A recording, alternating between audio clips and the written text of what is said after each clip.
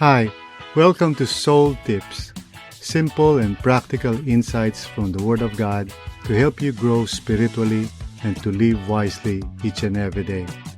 In just a few minutes, let's explore helpful truths from God's Word to guide us and to strengthen us in our walk with God. Let's discover today's soul tip for real life discipleship.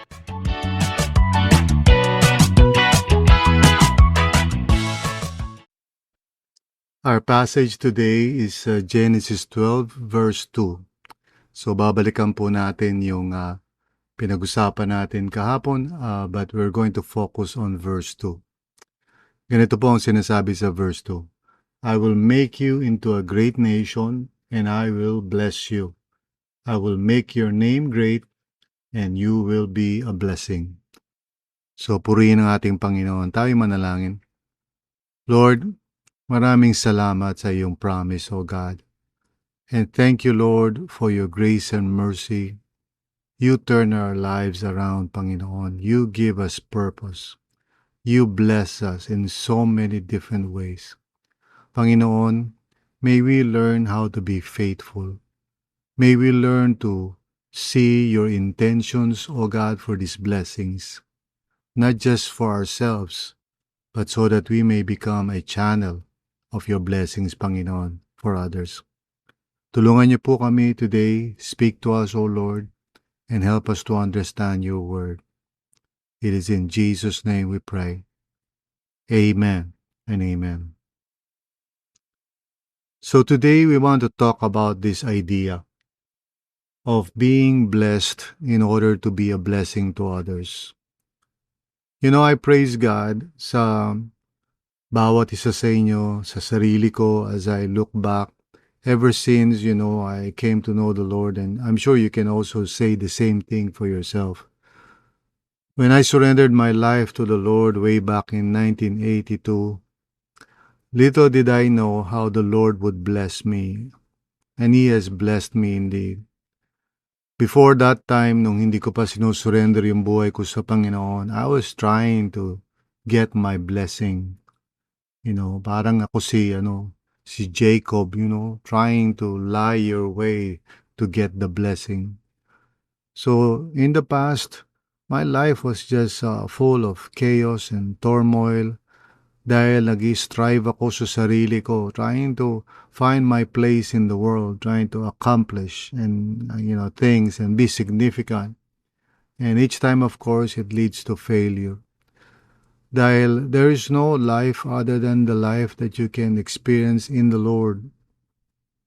Pero when the Lord, by His grace and mercy, revealed Jesus to me, through the gospel, nagkaroon ng pagbabago yung buhay ko. I remember, yung night na yun that I was really,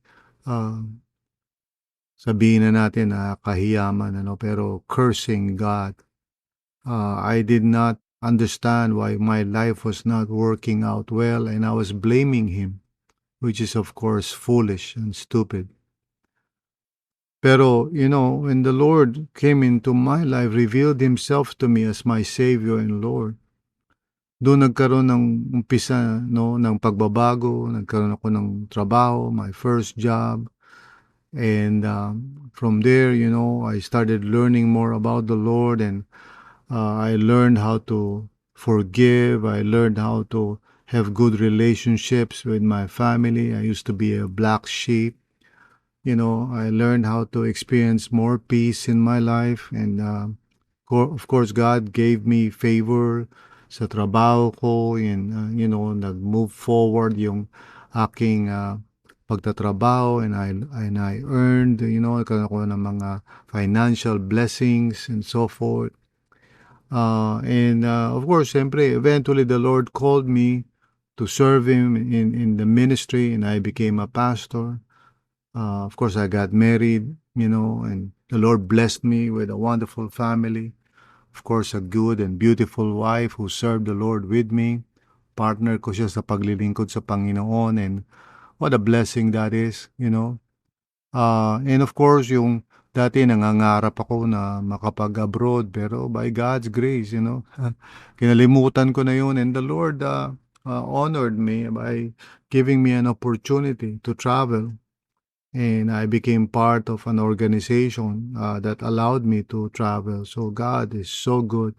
So many things that I've experienced, no? So many things that the Lord has blessed me with. And I'm sure meron din kayong mga storya na ganyan. I won't tell you everything else, but I'm sure you can relate, no? If you have come to know the Lord and you have surrendered your life to the Lord, doon nagumpisa yung mga pagbabago at yung mga blessings na hindi natin ine-expect.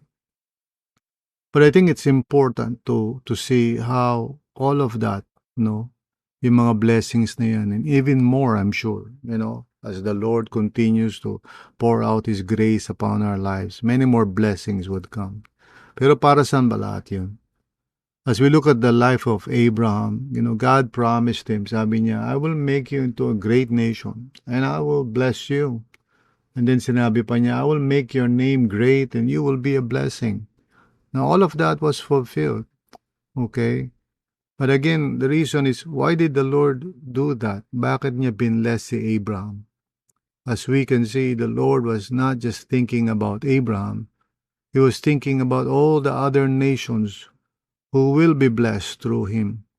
As he carries the message of Yahweh, the Lord, as he tells people about God Almighty, as he lives out his faith each and every day, showing to the surrounding nations, the people around him, that there is the one true God who truly blesses. So God blessed Abraham so that he can be a blessing to others. In the same way, ganyan din po tayo. What has the Lord done for you? How has He blessed you? Did He bless you with a good family, a good marriage? Maybe God wants you to use that as a testimony so that others may find hope that they too can have a family that is healed and that knows how to love one another. Are you blessed financially?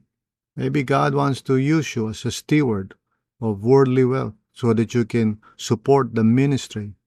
Did God give you the ability to speak and to teach? And maybe you're using that in the world and you are succeeding. Perhaps God has an intention for you bigger than your career. Maybe God wants to use you to speak His word. Are you a person who has certain abilities or skills and God has blessed you, through those skills and you have experienced God's blessings in your life?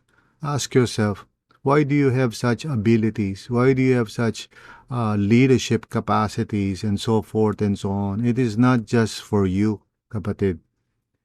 God intends to bless you so that through you, others may also be blessed.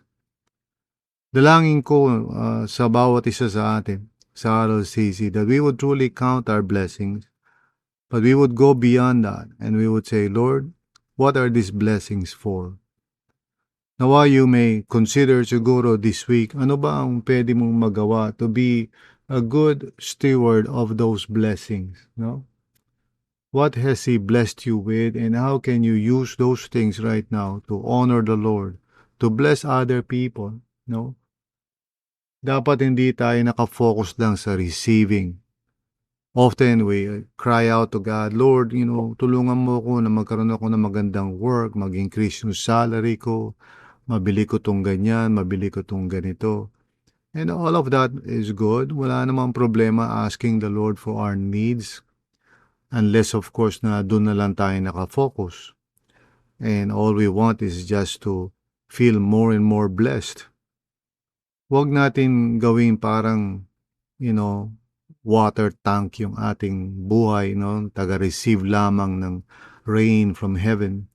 Gawin natin daluyan yung buhay natin. May it become a channel so that other people may be blessed.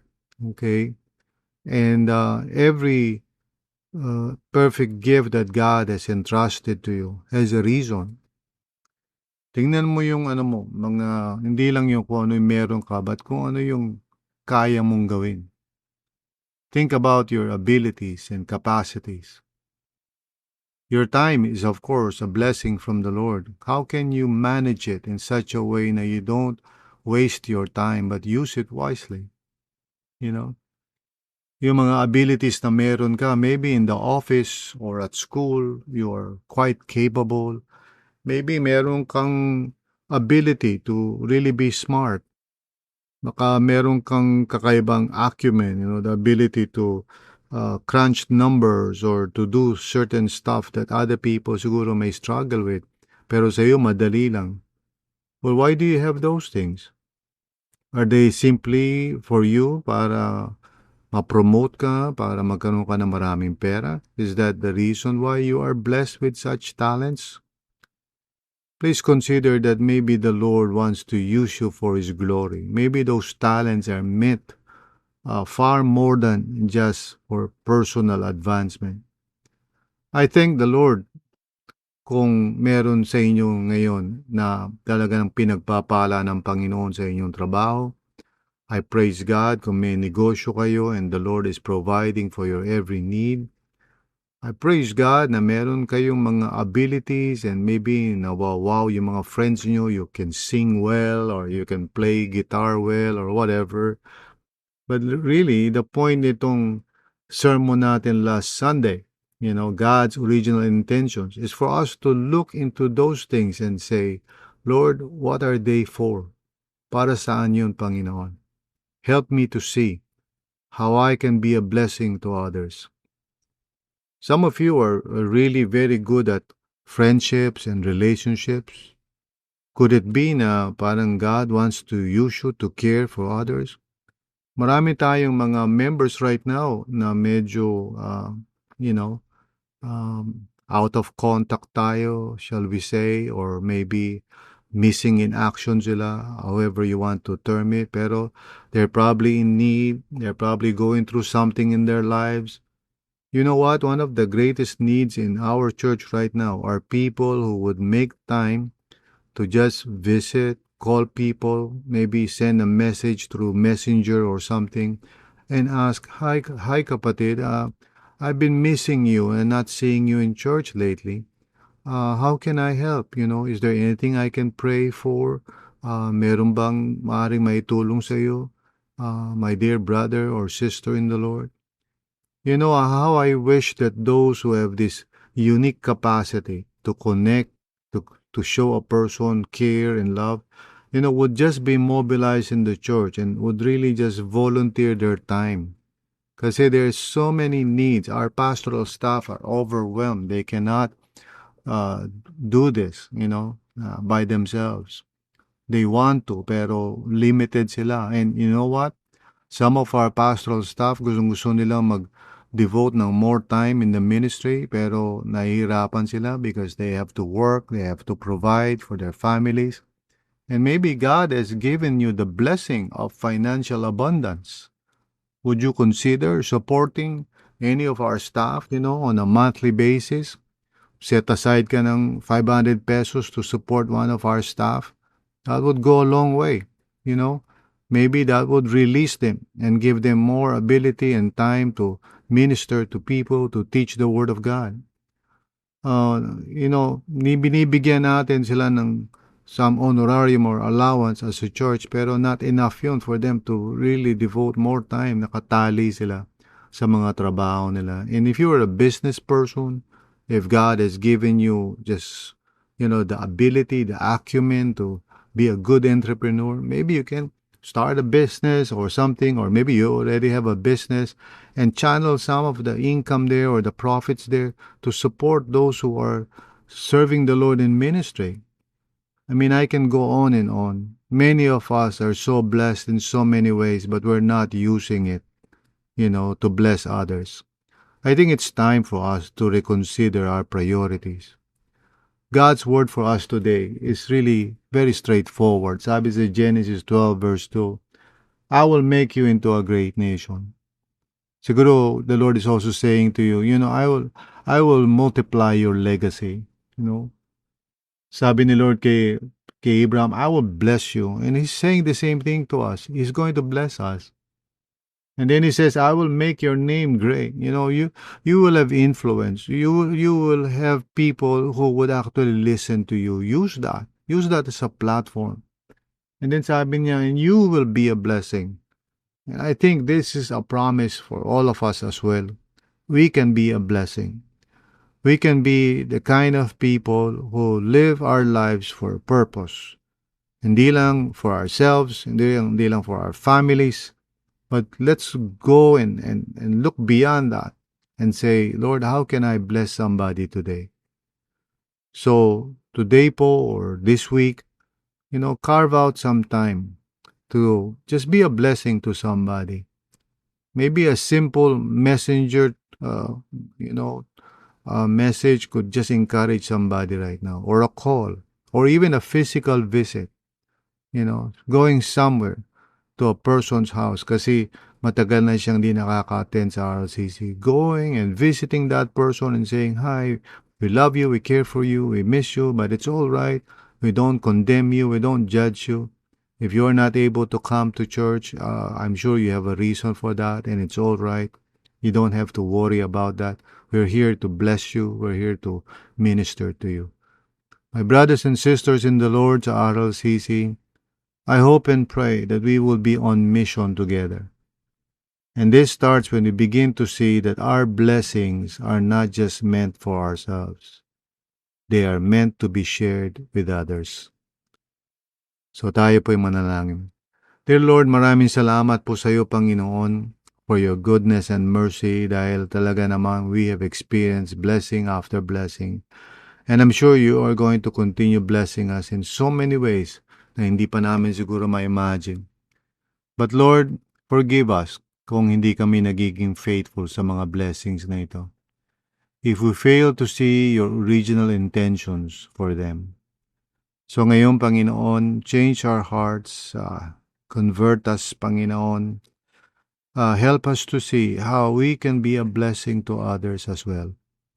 Maraming salamat, Panginoon, for your goodness always. Thank you, Lord. Salamat that you are the one who can change us and transform us from the inside out. In Jesus' name, amen and amen. So kapatid, I hope that you would meditate on these devotions today. Pag-isipan mo ito, pray to the Lord, ask God to give you ideas, be creative, and be practical. You don't have to do any grand thing, no? Hindi naman kailangan magkaroon ng parang napakalaking project. You can just start small. And the important thing is to be consistent. Huwag lang yung minsanan. But make it your lifestyle. Put it on your schedule. Every Saturday afternoon, I will look for somebody to encourage. Ganun. Somebody or something that you would do in a more specific and consistent manner. So God bless you, kapatid. Maraming salamat for listening to this devotional. Again, this is Pastor Bong, and thank you until tomorrow again sa ating devotions. God bless. Bye-bye.